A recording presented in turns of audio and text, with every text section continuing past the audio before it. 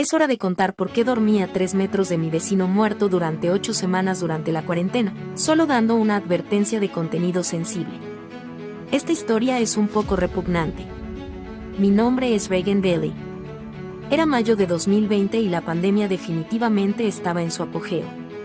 Todos habían estado en casa durante los últimos 2 meses y todos estábamos volviéndonos un poco locos, incluyéndome a mí.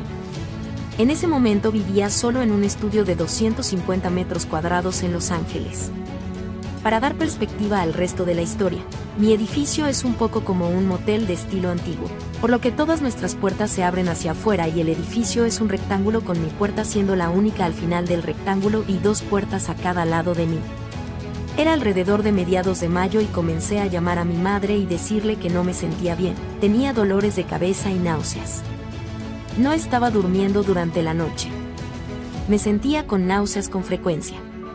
Y, honestamente, todos lo descartamos como si estuviera sintiéndome un poco sola y volviéndome un poco loca durante la cuarentena, al igual que todos los demás.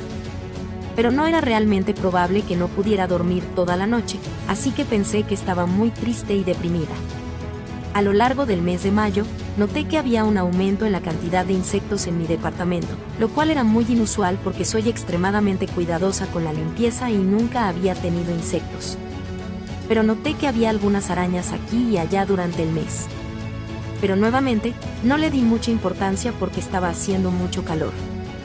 Era verano y a veces pasaba.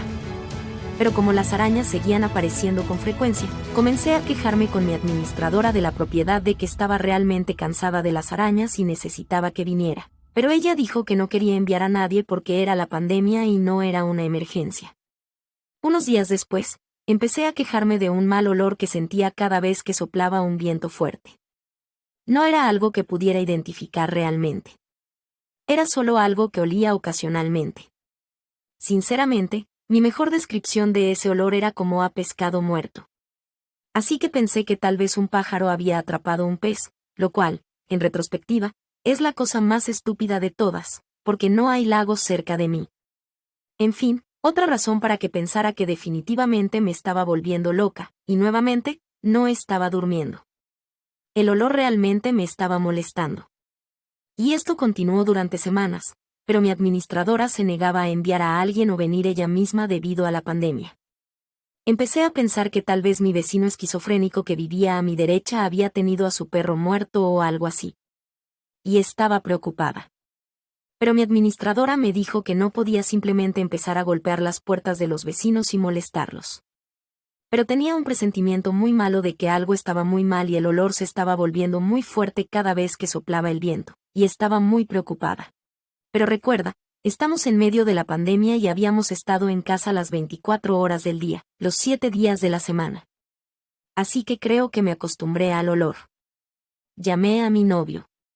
Vino y estaba muy nerviosa por tenerlo en mi apartamento debido al COVID, pero vino y estuvo de acuerdo en que el olor era horrible. Apenas podía soportarlo. Y después de quedarse conmigo durante una semana, comenzó a no poder dormir por la noche. Se sentía nauseabundo y con los mismos síntomas que yo. Fue entonces cuando empecé a pensar que no me estaba volviendo loca y que, sí, algo estaba realmente mal. Como mi administradora no iba a venir, le dije que llamaría a la policía al número no emergencial. Entonces vinieron e hicieron una verificación de bienestar en el vecino que vivía a mi derecha, que era esquizofrénico, y estaba perfectamente bien. Mi administradora se enojó mucho conmigo porque estaba molestando a los vecinos. Y luego me dieron una advertencia diciendo que no podía estar molestando a las personas en el edificio. Consulté a la policía y me dijeron que después de 48 horas, si mi administradora no cooperaba, podía llamarlos nuevamente. Y fue entonces cuando las cosas se volvieron realmente locas. Sentí que estaba en una misión porque nadie me estaba escuchando y mi administradora me estaba haciendo sentir como si estuviera loca. Hay mucho más en esta historia. Así que esperen la segunda parte.